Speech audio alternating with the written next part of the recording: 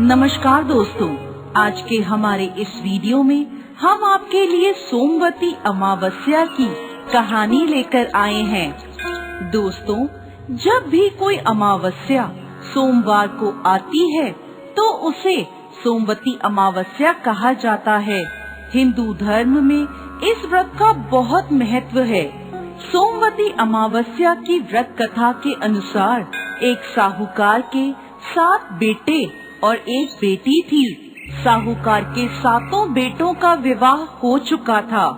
उनके घर रोजाना सवेरे सवेरे एक ब्राह्मण भिक्षा मांगने आते थे। जब भी साहूकार की कोई बहू या सेठानी उसे भिक्षा देती तो वह उन्हें आशीर्वाद देते और कहते, अपने पति के कंधे राज करो। लेकिन जब भी साहूकार की बेटी भिक्षा देती तो वह ब्राह्मण आशीर्वाद में कहते, अपने भाई भौजाई के कंधे राज करो। साहूकार की बेटी को ये बात बहुत बुरी लगती थी। एक दिन उसने अपनी माँ से कहा, माँ, ये पंडित जी जब भी भाभियाँ या आप भिक्षा देते हो तो आशीर्वाद में कहते हैं अपने पति के कंधे राज करो, लेकिन जब भी मैं इन्हें भिक्षा देती हूँ तो ये मुझे कहते हैं अपने भाई भौजाई के कंधे राज करो। तो उसकी माँ ने कहा, तू कल भिक्षा देने जाना। जब वो तुझे आशीर्वाद देंगे तो मैं उनसे इसके पीछे का कारण पूछूंगी। अगले दिन ब्राह्मण जब भिक्षा लेने आए तो माँ वहाँ आ गई और ब्राह्मण से कहने लगी, आप इसे ऐसा आशीर्वाद क्यों दे रहे हो? तब ब्राह्मण ने कहा, क्योंकि इसकी किस्मत में सुहाग नहीं है। तब सेठानी ने ब्राह्मण से इसका कोई उपाय पूछा। तब वह ब्राह्मण बोले, यदि सोबा धोबन इसकी शादी में आकर आशीर्वाद दे तो इसका पति बच सकता है। तो उसकी माँ पूछती है, सोबा धोबन कहाँ रहती है? पंडित जी बोले, 7 समंदर पार सोना धोबन का गांव है। तब सेठानी ने अपने बेटों से कहा, सोबा धोबन के गांव बहन को लेकर जाना है। 6 बेटों ने तो मना कर दिया, परंतु 7वां बेटा तैयार हो जाता है।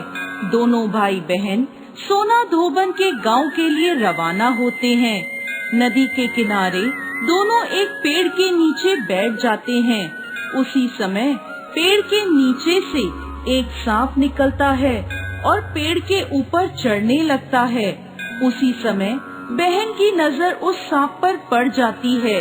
वो अपने भाई से कहती है, देखो भाई, पेड़ पर किसी पक्षी का घोंसला है और उसमें नन्हे नन्हे बच्चे हैं। ये सांप उन बेचारे बच्चों को खा जाएगा और जब पक्षी आकर यह देखेंगे तो उन्हें कितना दुख होगा।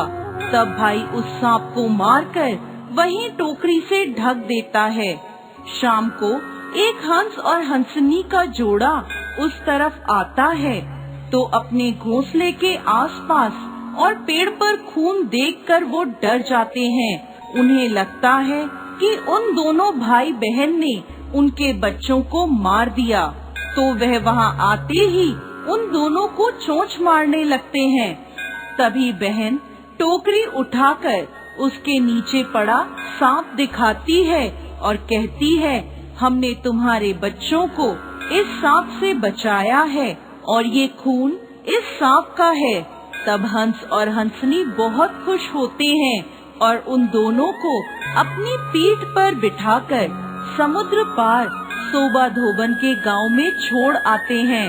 सोना धोबन का भी बहुत बड़ा परिवार था, जिसमें उसके बेटे और बहुएं सब साथ साथ रहते थे। साहूकार का बेटा और बेटी भी उस गांव में ही घर लेकर रहने लगे।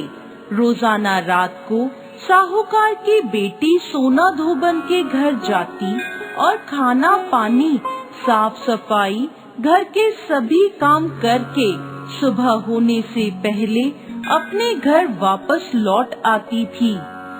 एक दिन सोना धोबन ने अपनी बहुओं से पूछा, आजकल सुबह सुबह तुम्हारे लड़ाई झगड़े की आवाज नहीं आती, क्या बात है? तो बहुएं बोली, सासू माँ, जब हमें सारा काम किया हुआ मिल जाता है तो हम क्यों झगड़े?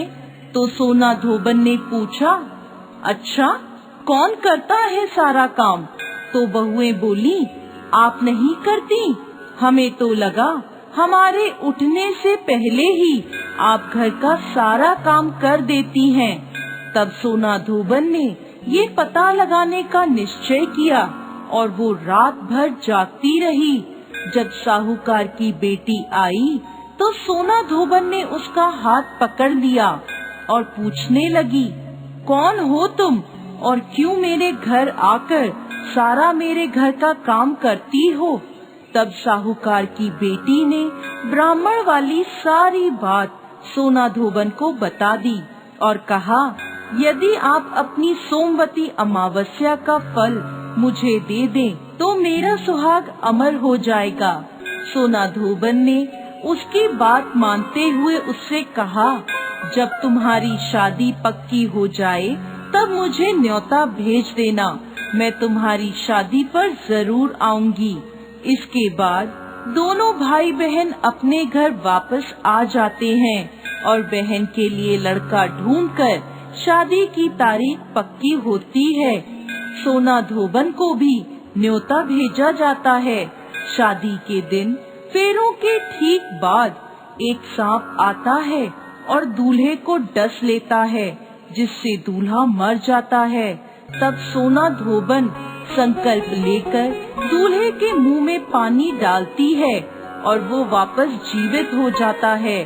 तभी से सोना धोबन के साथ साथ साहूकार की बेटी और बहुओं ने भी सोमवती अमावस्या का व्रत करने का संकल्प लिया। जय अमावस्या माता।